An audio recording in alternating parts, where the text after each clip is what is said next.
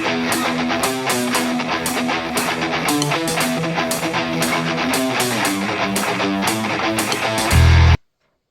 everybody, welcome back to the Trading Post. This here is instructional video number 1.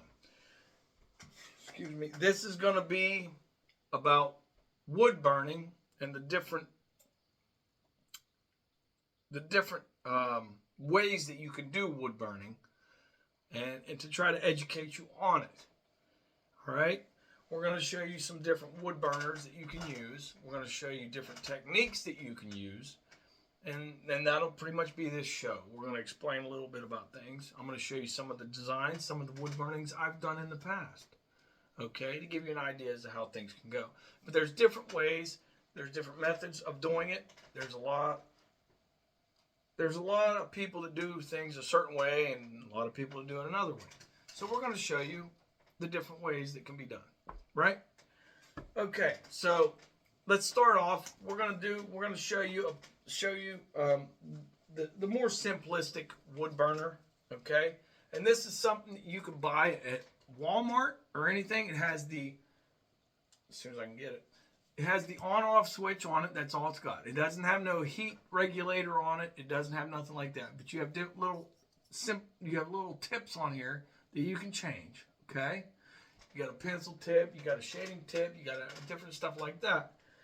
And you can get it at, but this is literally like maybe $19, $20 at Walmart. Legit. This is where I got this from. It was from Walmart, so you can get it from Walmart. I know that for a fact because I did it. Okay, let's throw that out of the way. Now here's the other type of wood burner. And now there's higher end ones too. You can keep going up. It just depends on the money you want to spend. But I'm a poor hillbilly. I don't got much money, so I just afford what I can afford. But this is a really good one, and this is a nice adjustment from going to the one that doesn't have a heat adjustment or temperature adjustment. This one does. Okay, it has that knob. You just adjust it to how hot you want it, how hot you don't want it. Okay, and in the techniques you'll learn as you adjust. Here's the tips. Look, there's one of them. Here's one of them right here, okay? These are the wire tips, and they come off. And I got all my other tips in this bag right here. I don't know if can you see those? There's different ones. You got shading ones. Let's see here. I'll take them out and I'll try and show you some of the ones so you know the difference. This here's the tool to actually pull the tip off, okay? Then you got your shading tips, okay, like this one right here, okay? That's one of them. Then you got some that's a little wider. You got some that's not as wide. You got, okay, look at that. There you go. There's one that's a little bit different. That's another shading tip. And then here's another shading tip, okay? It's slightly different. Hopefully it zooms in a little bit so you can see it better. But then you got the little ball tip, okay? And that's good for fine detail as well. It's got like a little bead on the end of it. You can see that. Okay. Then you also got this one here. It's just another wire one. It's almost like using a pencil. It's a little bit different. We'll see. But yeah, it's crazy. You got all kinds, and there's a numerous amount of other ones you can get. I mean, hell, you can even get. I've been wanting to get one myself. I haven't gotten it yet, but there's a tip you can get literally just for doing feathers, for game foul, stuff like that. And basically it's like it's a tip with a spring that's coiled around and it goes back onto the other side, like how you got the two ends on this. Okay, that spring literally comes and connects back to those. But in time, hey, it is what it is. I got a lot going on. Anyways, besides that, we're gonna also talk to you about now. Here's, before I start into that. The initial way that they started doing wood burning was back in the day. Obviously people got bored. They didn't have TV. They didn't have, they didn't have like Saturday Night Live. They didn't have YouTube. They didn't have none of that crap, right? So you got a wood fire going on. Of course, some kid's gonna get bored, right? Eventually, he did. He grabbed a damn poker. He stuck it in the fire, pulled it out, and he started literally drawing on pieces of wood. And that's where wood burning originated.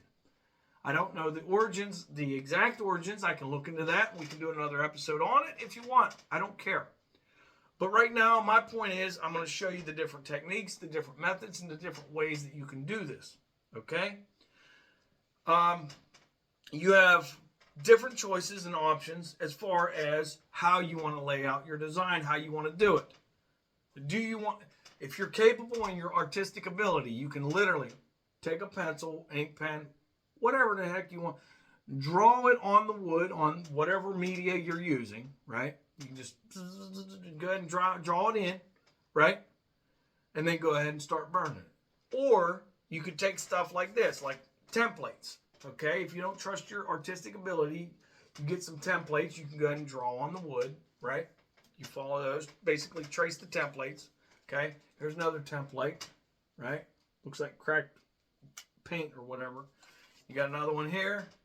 It's just giving you different ideas as to what you can get, okay? These are different templates. And you can do those. This is a, what the hell is that? Peacock feather, all right? It's a peacock feather. You got all your letters. You can get big ones, little ones, different types of styles, fonts, exactly, or formats. Now, the other way that you have, okay, is you can actually print out whatever it is image that you want. Now, I'm going to tell you right now, watch you don't get a copyright on it. Now, if you're printing it out for your own personal use and you're doing it, that's kind of a different story. Don't mass produce stuff that's copywritten. I'm telling you that right now. You're going to pay the price. Now, okay, other than that, and you actually drawing it in, or even when you're doing a stencil, okay, or if you print out an image and you want to do it, okay, you have to lay out your wood where you have carbon paper on it, or you can do like tattoo transfer paper. I'm trying to think of what else. I'm having a brain fart right now. But anyways, you take this, right? And then what you do is you take your image, whatever it is you want to do, and you place it over top of that, right? You place it over top of this. Then what you do is you take this image on top of your carbon paper, okay? Then you take your pencil or ink pen or whatever, you just trace the image out, okay? This ensures that you have the proper dimensions, you have the proper, everything is kosher when it comes out, okay? You don't have to worry about, oh God, did I make the dimensions right? Did the head look bad? Did the nose look too small? That's why a lot of people do templates, or they do printed out designs and they actually trace them in, okay? Even if it's your own, it could be your own personal drawing. You could actually draw your own drawing, scan it, put it in the computer, print that out to the size you need it, and then put it over top of carbon paper, right? And you can do it that way. That way you ensure that there's nothing that's askew, that's not right, okay? Because honestly, if you're going to do it in a professional manner, you don't want a customer to come get something and say, this is crap. They didn't even do that good. But we want to keep like me personally, myself, I want to keep the tradition alive by doing things by hand, okay? That's what I'm about, okay? As a matter of fact, I have a business called The Guild LLC, okay? I haven't done much with it because I haven't got the seed money really to get the equipment and the other stuff that I need. But with that business, I'm going to do everything from wood carving, wood burning, glass etching, blacksmithing, surfboard shaping. I'm going to do boat building, guitar building, luthier work, blacksmithing, gunsmithing. I plan on doing all of that under one roof because I've never seen one that does. It's all specifically, they're all segmented. If you're a luthier, you're a luthier. If you're a leather worker, you're a leather worker. If you're a blacksmith, you're a blacksmith. But no, I've never seen all of those trade crafts under one roof. I've never seen it. And I plan personally to do that. That's my goal. To put all those under one roof. Okay? But anyways, we're getting on a tangent. Okay, the point is, you do this in whatever manner you choose to do it. All right? You prep, you do whatever you want. Now, we're going to talk about okay, you can enlarge and reduce a motif, right? So you may want to alter the size of your chosen motif to suit your project. The size of the finished item will determine what line weight and level of detail is suitable. There are 3 ways to change the size of a motif, okay? Using a photocopier, like I said. Using a grid, basically grid paper, okay? You can do that. Or using a scanner, okay? So we're going to go over these. Using a photocopier. For fast and accurate results, use a photocopier to enlarge or reduce a motif. To do this, you need to calculate your enlargement percentage. First, measure the width of the image you want to end up with. Here, the motif needs to be enlarged to 90 millimeters or 3.5 inches. Then measure the width of the original motif, which in this case is 59 millimeters or 2 5/16 inches. Divide the first measurement by the second to find the percentage by which you need to enlarge the motif. In this instance, 152%. Now remember that an enlargement must always be more than 100%, and the reduction less than 100. If you wish to photocopy an image onto tracing paper, use tracing paper that is at least 90 GSM in weight.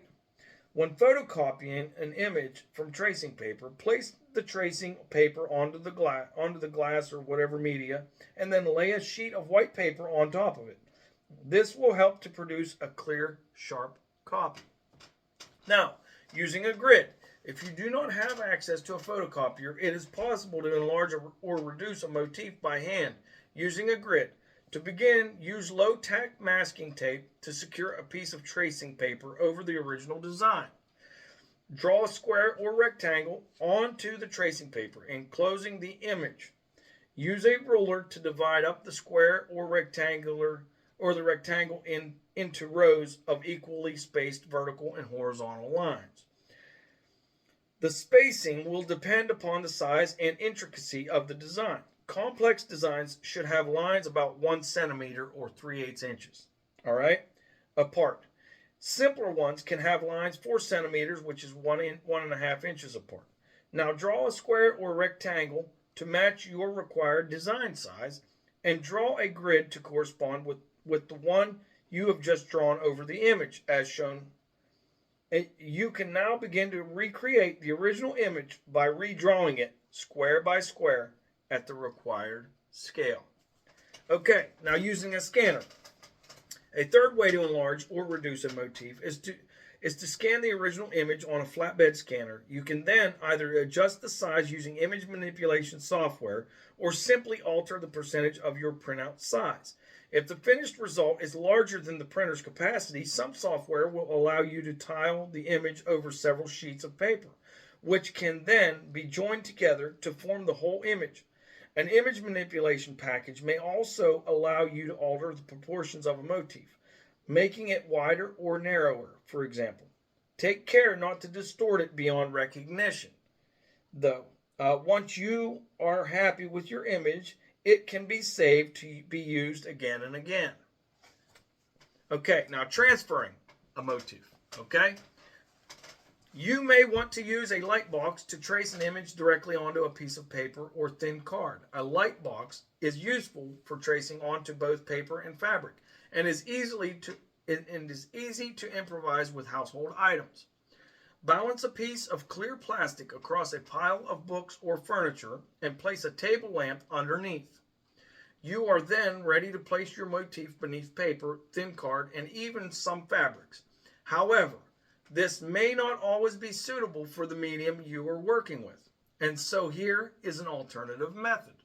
So if that doesn't work, you can go to this. First, trace the design onto tracing paper using a sharp pencil. Next, turn the tracing over and redraw on the wrong side with a soft lead pencil. Now, turn the tracing over again and use masking tape to secure it right side up onto your chosen surface. Carefully redraw the image. Press firmly enough to transfer the motif, but take care not to damage the surface.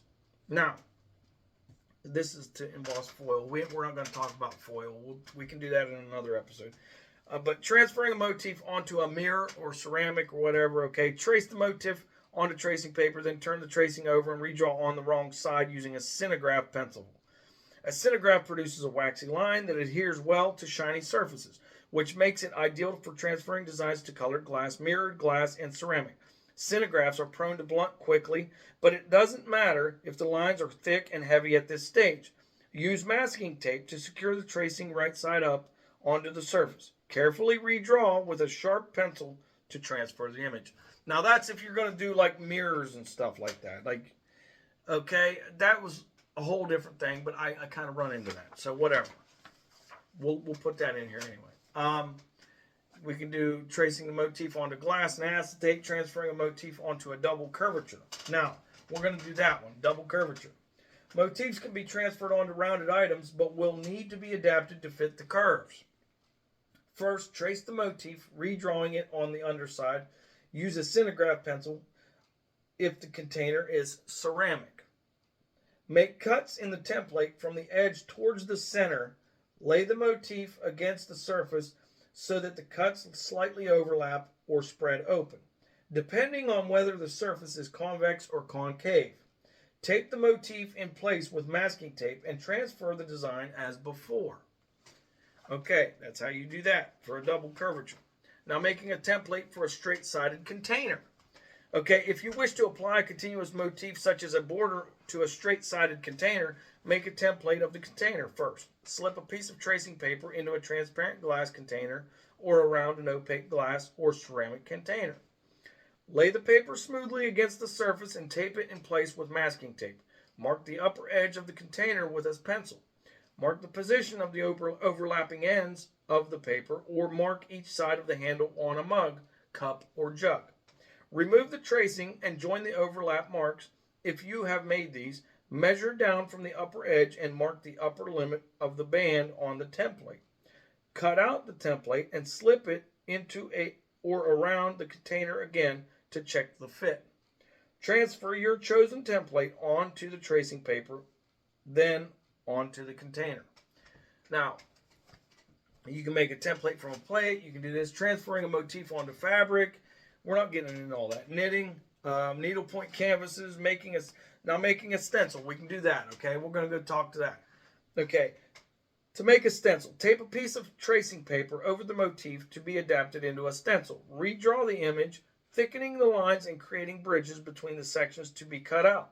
You may find it helpful to shade in the areas to be cut out. Lay a piece of carbon paper, ink side down, on a stencil sheet. Place the tracing on top right side up and tape in place. Redraw the design to transfer it to the stencil sheet. Then cut out the stencil with a craft knife, resting on a cutting mat. Okay? So those are your different ways of doing that stuff. Okay? We got that out of the way. All right? Now, I'm going to show you some of my pictures of some of my wood burnings that I've done. We haven't got very much time. But this here, that's a really cool one, huh? Yeah? Turned out nice, huh? Okay? And it was on a cornhole board. I don't know if you don't know what cornhole is. Basically, you're throwing bean bags in a hole in a board. Okay? One team's got to win against the other. There's a bench that I built that and I wood burn it. Okay?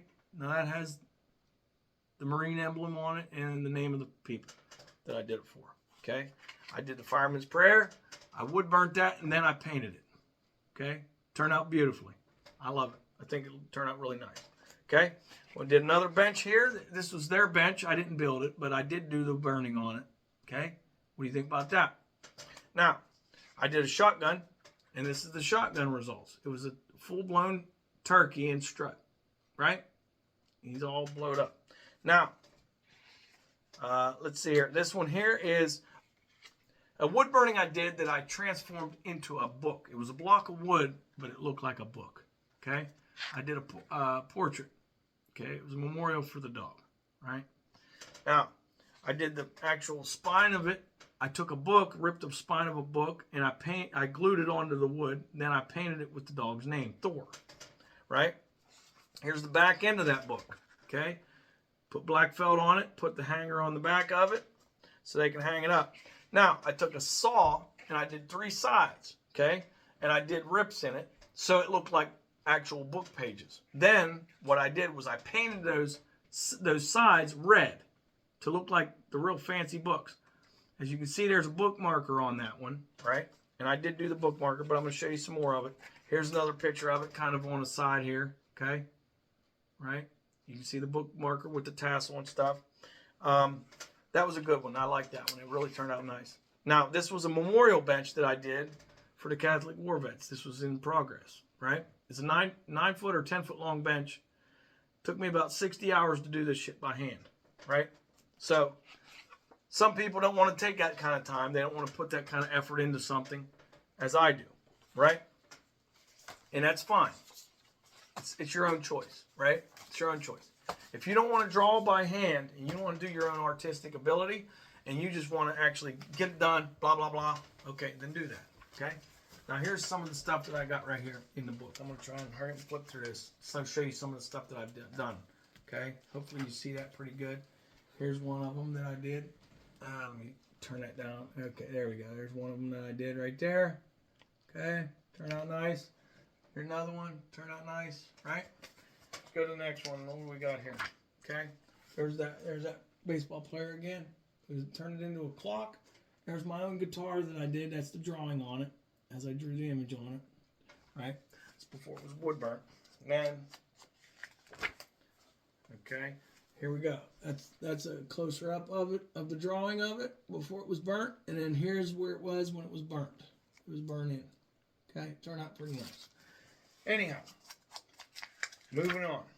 Okay, this was the back of the guitar. I don't know. I think it was just some kind of cheap plastic or something. It wasn't even wood. And whenever I burned it, it turned into white instead of brown. It wasn't. It was weird.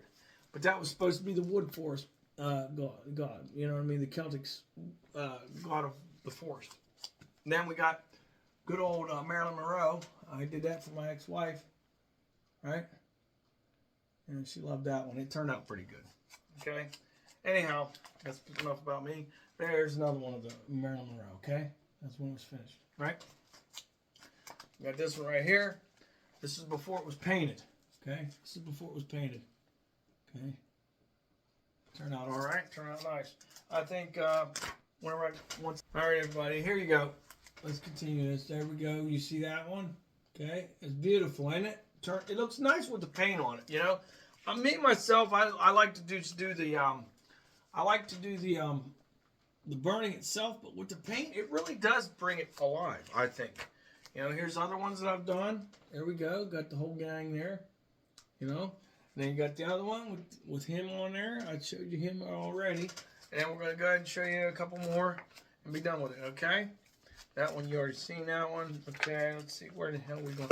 Okay, this is the one that was the memorial bench that I did, okay? These are the designs as they was done. I did the prisoners of war, the Catholic War Vets emblem. Turned out really, really beautiful. Man, really nice. I tried to take my time with that, but, you know, hey, like I said, it took 60 hours as it was. And then you got the Wounded Warriors emblem. Okay? It turned out beautiful. Beautiful. I've done different stuff like that, you know, little picture frames, things like that. We got all kind of different stuff in here. But, and I also did one that was a little provocative here. It was I think it was a Playboy Playmate or something like that I did. Okay? I don't know. You can't really see because the shading. It's a little bit dark on the picture, so it's not too good. Anyways, the point is, you can do all this stuff, all right? Now, here's what I'm going to show you, too. Not only can you do wood burning, if you learn to do wood burning, you can also do leather burning, all right? Look at that. This is my actual company's design right here that I did, all right? The Guild. The Guild of Master Craftsmen. That's my goal. That's what I'm going to do, okay? Now, you all can do this stuff yourselves if you just take the time to learn. You know, I know nowadays it's kind of hard to find the time to do what you want to do. Hell, we work ridiculous hours now just to pay bills. I get it. I completely understand. I get it. Okay? You know? But the fact is, take some time out. Learn a little craft, man. I'm telling you right now, it's worth it. It's well worth it. Hopefully I'll get my business up and running and get it to the point where I could do this. I'd like to hire people to do this and be artists and send them to school. Let them be a professional in that specific area. Then, whenever they get done and they're to that point and we got some people that can handle things, send them to the next place. Let them learn at school. Like, legitly, I would be putting myself in a major situation. Because I'm going to have to pay for schooling for one person probably 5 different times, 4 or 5 different times, to be a master artisan in different things. But in the end, it's worth it. It is. Anyways, you guys, this here was... All right, everybody. Now, as far as it goes with the different types of wood burners that you use, right? If you use the one that doesn't have the adjustment on it, obviously, that's going to decide if you want dark or light on your burns, okay? Obviously, you're going to have to hold it on longer for a darker burn. That's pretty much common sense. But I'm letting you guys know this ahead of time so you know what you're getting into whenever you get that type of burner. Now, if you get the one with the adjustment on it, you can obviously just adjust it to, say you want a light burn for, you put it to a 3 or a 4 adjustment. You let it heat up, then you go ahead and do your thing. And if you're happy with that, that's fine. If not, then you can turn it up a little bit more and go back over it. You know?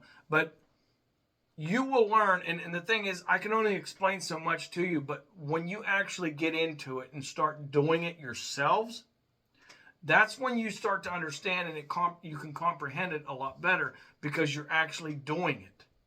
Some things you just can't explain to the fullest, you know, for somebody to do until they start doing it, if that makes sense. But anyways, you know, that was just another little tip I wanted to throw out there for you. So you guys that get out in the world doing this stuff and you want to enjoy it, you want to learn how to take an interest in it, you know, I wish you the best. You know, hey, if you get into it and you want to do some stuff, throw some comments down below. Let me know what you know, if I helped you out in any way whatsoever, or if my help wasn't worth a crap. It don't matter. Just comment either way. Okay? The fact is, I'm going to tell you right now, if you get into wood burning and you do stuff and you actually produce stuff for people, and when you hand somebody the first piece of work that you do, right? And you see the enjoyment, the happiness on their face that they get from you doing that for them, and the pride that you get from doing that work, man, there's no words that can explain it. It's amazing.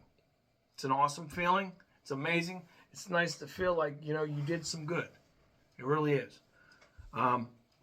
But, yeah, as far as it goes, y'all, if you want another one of these wood burning instructional videos where I actually, I don't know, I could do the wood burning, but I can't do nothing real detailed. If I do, it's going to take time. You understand? So I'm trying not to, I don't want to drag it out because I don't know how to fast forward the timeline on it and all that crap yet. I'm not that fancy with editing. But if you do want me to do a wood burning and show you the different techniques and go through it, I can do 2 or 3 more episodes of this. Okay? But it's going to take some time, right? We'll get back to it. We're going to come back full circle. But you guys let me know what you think. Throw your comments out there and tell me what you think about this informative video. Is it interesting? You know, did it catch your attention? Is it something that you're interested in? Okay? And if it is, you know, hey, by any means, throw a thumbs up in there. Throw a thumbs down, whatever. Let me know how I'm doing for you guys, all right? It's all about you. It's not about me, okay?